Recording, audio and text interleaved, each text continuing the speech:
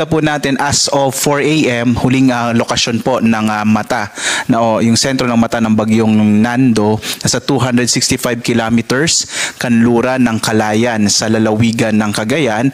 Taglay niya yung pinakamalakas na hangin nasa 185 kilometers per hour malapit sa gitna, pagbugso na sa 230 kilometers per hour. Mapapansin po natin humina po or bahagyang humina yung bagyong Nando bagamat nasa super typhoon category pa rito as we speak.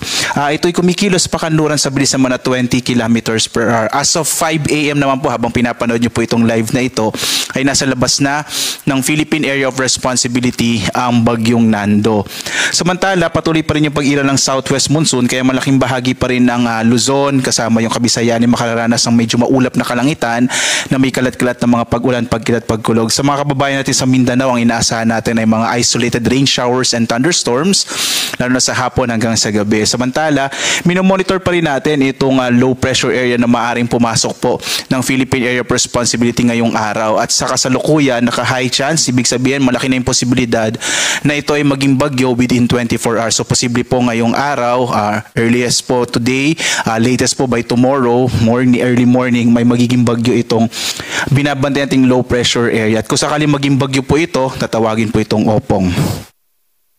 Narito yung latest track ng bagyong si Nando.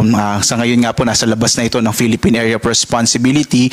By tomorrow nasa 475 kilometers ito kanluran ng Basco sa Batanes. And then po after 24 hours ito ay nasa 680 kilometers west ng Itbayat sa lalawigan ng Batanes. Makikita po natin, inaasahan natin ito kikilos papunta po sa may southern part ng China. So maapektuhan po nito yung katimugang bahagi ng China.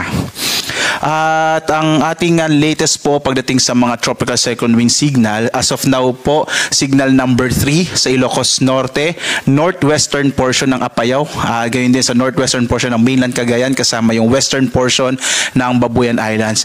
Kahit po nasa labas na ng Philippine Area of Responsibility ang bagyong Nando, posible pa rin na may mga lugar na kung saan nakataas yung tropical cyclone wind signal sapagkat malaki din naman po yung bagyo, so posible pa rin na yung mga kaulapan na dala nito ay magdala pa rin ng mga pagbugso ng hangin at palalakas din ng mga pag-ulan.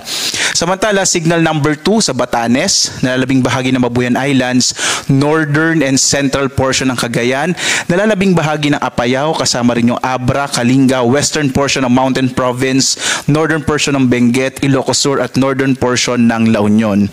Signal number 1 naman sa nalalabing bahagi ng Cagayan, kasamang Isabela, Quirino, Nueva Vizcaya, gayon din northern central portion ng Aurora, the rest of Mountain Province, Ifugao, rest of Benguet, the rest